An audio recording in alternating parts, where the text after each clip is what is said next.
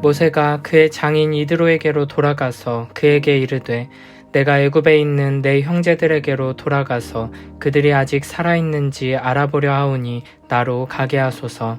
이드로가 모세에게 평안히 가라 하니라. 여호와께서 미디안에서 모세에게 이르시되 애굽으로 돌아가라. 내 목숨을 노리던 자가 다 죽었느니라. 모세가 그의 아내와 아들들을 나귀에 태우고 애굽으로 돌아가는데 모세가 하나님의 지팡이를 손에 잡았더라. 여호와께서 모세에게 이르시되 내가 애굽으로 돌아가거든 내가 내 손에 준 이적을 바로 앞에서 다 행하라. 그러나 내가 그의 마음을 완악하게 한즉 그가 백성을 보내주지 아니하리니 너는 바로에게 이르기를 여호와의 말씀에 이스라엘은 내 아들 내 장자라. 내가 내게 이르기를 내 아들을 보내주어 나를 섬기게 하라 하여도 내가 보내주기를 거절하니 내가 내 아들 내 장자를 죽이리라 하셨다 하라 하시니라. 모세가 길을 가다가 숙소에 있을 때 여호와께서 그를 만나사 그를 죽이려 하신지라. 십보라가 돌칼을 가져다가 그의 아들의 포피를 베어 그의 발에 갖다 대며 이르되 당신은 참으로 내 피난편이로다 하니 여호와께서 그를 놓아주시니라. 그때의 십보라가 피난편이라 함은 할례 때문이었더라.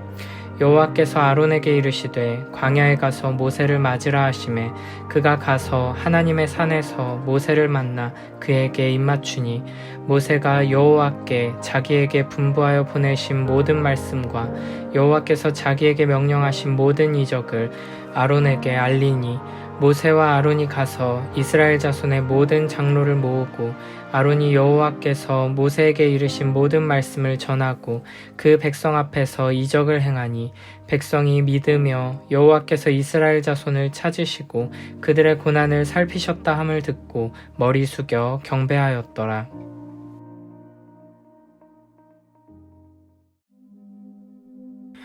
모세는 하나님의 부르심을 받은 직후 장인 이드로를 찾아가서 자신의 계획을 알립니다. 18절에 보면 모세는 이드로에게 이집트로 돌아가 형제들이 아직 살아있는지 알아보겠다고 말합니다.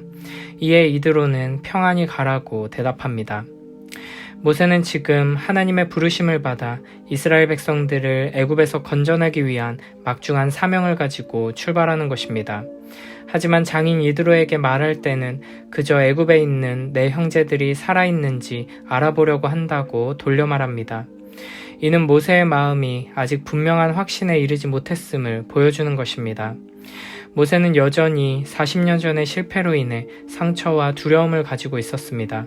동족들이 자신을 거부했던 기억과 살인자가 되어서 도망해야 했던 기억이 아직도 모세를 짓누르고 있었던 것입니다. 이에 하나님께서는 모세를 안심시켜주기 위해 19절에서 이렇게 말씀하십니다. 여호와께서 미디안에서 모세에게 이르시되 애굽으로 돌아가라. 내 목숨을 노리던 자가 다 죽었느니라. 하나님의 말씀을 듣고 모세는 용기를 얻어 그의 아내와 아들들을 나귀에 태우고 애굽으로 돌아갑니다. 20절에 보면 모세가 하나님의 지팡이를 손에 잡았다고 말합니다. 사실 모세의 손에 들린 지팡이는 평범한 목자가 사용하던 지극히 평범하고 흔한 지팡이입니다. 그러나 이제 스스로 계시는 하나님, 전능하신 하나님께서 모세를 보내시며 모세와 함께 하십니다. 평범한 목자로 40년을 살아온 80살 노인 모세는 이제 하나님의 선지자가 되었습니다. 그래서 모세가 들고 있는 지팡이는 더 이상 평범한 지팡이가 아니라 하나님의 지팡이가 된 것입니다. 앞서 17절에서는 이렇게 말씀하셨습니다. 너는 이 지팡이를 손에 잡고 이것으로 이적을 행할지니라. 이제 애굽의 노예가 되어 고통당하고 있는 이스라엘 백성들을 구원하러 가는 모세에게 군대도 없고 무기도 없고 함께 싸울 동료들도 없지만 하나님께서 함께 하십니다. 그리고 그 징표로 모세의 손에는 하나님의 지팡이가 들려있는 것입니다. 자기 힘으로 자기 능력으로 이스라엘을 구원하려다 실패했던 모세가 드디어 하나님의 지팡이를 손에 쥐고 길을 나서는 것입니다. 21절에서 여호와께서는 모세에게 이렇게 말씀하십니다. 내가 애굽으로 돌아가거든 내가 내 손에 준 이적을 바로 앞에서 다 행하라. 그런데 그 다음 이어지는 말씀이 조금 이상합니다. 드디어 네가 내 명령에 순종했으니 바로 앞에서 내가 준 이적을 행하면 바로는 즉시 이스라엘 백성들을 놓아줄 것이다 라고 말씀하시는 것이 아니라 여호와께서는 정반대로 말씀하십니다. 그러나 내가 그의 마음을 완악하게 한즉 그가 백성을 보내주지 아니하리니. 모세가 바로 앞에 가서 여호와 하나님의 이적을 행해도 그가 이스라엘 백성을 보내주지 않을 거라는 말씀입니다. 그런데 그 이유가 단순히 바로의 마음이 완악하기 때문이 아니라 하나님께서 그의 마음을 완악하게 하시기 때문이라고 말씀하십니다. 모세를 설득해서 결국에 바로에게 보내신 하나님께서 바로의 마음을 완악하게 하셔서 하나님의 말씀을 듣지 않게 하신다는 말입니다. 실제로 7장에서부터 10가지 재앙이 순서대로 내리기 시작하면서 재앙이 끝날 때마다 바로의 마음이 완악하여 그들의 말을 듣지 않는다는 표현이 계속 등장합니다. 그런데 6번째 재앙부터는 여호와께서 바로의 마음을 완악하게 하셨으므로 그들의 말을 듣지 아니하였다고 말합니다. 하나님께서 바로의 마음을 완악하게 하셨다는 것은 하나님께서 바로의 마음에 악한 고집을 집어넣으셨다는 의미라기보다는 바로가 자기의 악한 본성대로 고집을 피우도록 그냥 내버려 두셨다는 의미입니다. 하나님께서는 바로의 딸의 마음을 움직이셔서 모세를 아들로 받아들이게 하셨던 것처럼 바로의 마음을 부드럽게 만드시는 방식으로 역사하지 않으시고 오히려 그가 악한 방향으로 결정하며 완강하게 하나님께 저항하도록 내버려 두신 것입니다. 사실 바로의 마음은 5번 정도의 재앙을 경험하면 하나님 앞에 항복할 정도의 완악함을 가지고 있었다고 할 수 있습니다. 그럼에도 불구하고 하나님께서는 바로의 마음을 계속 내버려 두셔서 10번째 재앙까지 받게 하셨습니다. 그리고 하나님께서 그렇게 하신 이유는 바로의 마음보다 훨씬 더 완악한 이스라엘 백성들의 마음 때문이었습니다. 애굽에 10가지 재앙을 내리심으로써 애굽의 온갖 헛되고 악한 신들을 심판하고 그들의 무능력과 무가치함을 드러내시고자 하는 목적도 있었지만 가장 큰 목적은 이 심판을 통해 이스라엘 백성들의 완악한 마음이 녹아내리고 여호와 하나님을 온전히 신뢰하며 섬기는 자로 변화되도록 하기 위함이었습니다. 여호와 하나님의 모든 일하심의 초점과 목적은 결국 하나님의 백성들의 회복에 있다는 것을 기억해야 합니다. 하나님께서는 우리를 회복시키시고 세우시기 위해 우리에게 믿음을 주시고 복 주시기 위해 이 모든 일들을 행하십니다. 22, 23절에서 하나님께서는 이스라엘을 향한 애정을 드러내십니다. 이스라엘을 내 아들, 내 장자라고 부르시며 내 아들을 보내 나를 섬기게 하라고 말씀하십니다. 그리고 이 명령을 거절하면 내 아들, 내 장자를 죽이겠다고 경고하십니다. 모세가 바로에게 전해야 하는 이 메시지는 명백한 선전포고였습니다. 모세는 단순히 협상을 하러 가는 것이 아니라 목숨을 걸고 전쟁을 하기 위해 사지로 나아가고 있는 것입니다.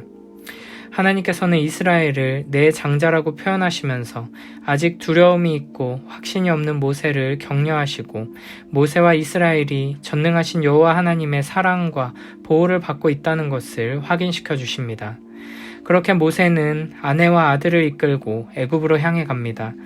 물론 처음에는 마음속에 여전히 두려움과 걱정이 남아있었지만 계속되는 하나님의 위로와 격려 속에서 점점 더 큰 용기와 확신을 가지고 길을 걸어가고 있습니다. 그런데 갑자기 이상한 일이 벌어집니다. 하나님께서 갑자기 모세를 죽이려고 하시는 것입니다. 24절에 보면 모세가 길을 가다가 숙소에 있을 때 여호와께서 그를 만나사 그를 죽이려 하신지라 라고 되어 있습니다. 이때 모세의 아내 십보라가 돌칼을 가져다가 그의 아들들의 포피를 베어 그의 발에 갖다 대며 이렇게 말합니다. 당신은 참으로 내게 피난 편이로다.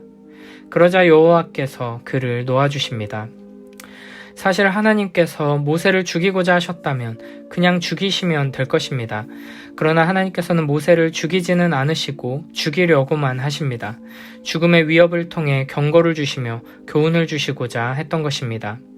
아마도 하나님께서는 천사를 보내셔서 모세를 죽이려고 하셨거나 갑작스럽게 병에 걸리게 하셨던 것 같습니다. 그리고 십보라는 하나님의 이런 갑작스러운 심판의 이유를 눈치채고 아들들의 포피를 베었습니다. 26절에서는 십보라가 피난편이라고 한 것이 할례 때문이라고 설명합니다. 이를 통해 하나님께서 모세를 죽이려고 하신 이유가 할례와 연관이 있다는 것을 알 수 있습니다. 할례는 하나님께서 아브라함에게 주신 것으로 하나님의 백성이라면 누구나 다 받아야 하는 언약의 징표였습니다. 그런데 미디안에서 40년을 사는 동안 모세는 두 아들 게르솜과 엘르에셀에게 할례를 행하지 않았던 것입니다. 모세가 미디안에서 자신의 가문을 일구지 못하고 장인 이드로의 집에서 그의 양떼를 치며 살았던 것을 생각하면 장인과 아내의 반대로 인해 아들들에게 할례를 주지 못했을 것으로 생각할 수도 있습니다. 그러나 이제 모세는 여호와 하나님의 언약 백성들을 구원하는 사명을 감당하기 위해 출발했고 장차 이스라엘의 지도자가 되어야 했습니다. 그런 모세가 아직까지 아들들에게 언약의 징표인 할례를 행하지 않았다는 것은 심각한 문제였습니다. 그래서 하나님께서는 모세에게 무서운 경고를 내리시는 것입니다. 창세기 17장 9절부터 14절에서는 이렇게 말씀하셨습니다. 하나님이 또 아브라함에게 이르시되 그런즉 너는 내 언약을 지키고 내 후손도 대대로 지키라. 너희 중 남자는 다 할례를 받으라. 이것이 나와 너희와 너희 후손 사이에 지킬 내 언약이니라. 너희는 포피를 베어라. 이것이 나와 너희 사이에 언약의 표징이니라. 너희의 대대로 모든 남자는 집에서 난 자나 또는 너희 자손이 아니라 이방 사람에게서 돈으로 산 자를 막론하고 난지 8일 만에 할례를 받을 것이라. 너희 집에서 난 자든지 너희 돈으로 산 자든지 할례를 받아야 하리니 이에 내 언약이 너희 살에 있어 영원한 언약이 되려니와 할례를 받지 아니한 남자 곧 그 포피를 베지 아니한 자는 백성 중에서 끊어지리니 그가 내 언약을 배반하였음이니라. 아멘. 이 할례는 언약 백성의 일원이 되는 기준이고 표지이기에 생명이 걸릴 만큼 중요한 문제였습니다. 그래서 하나님께서는 언약 백성을 이끌어야 하는 모세가 애굽으로 가기 전에 자기 가족부터 언약 백성의 정체성을 확실하게 회복하도록 하신 것입니다.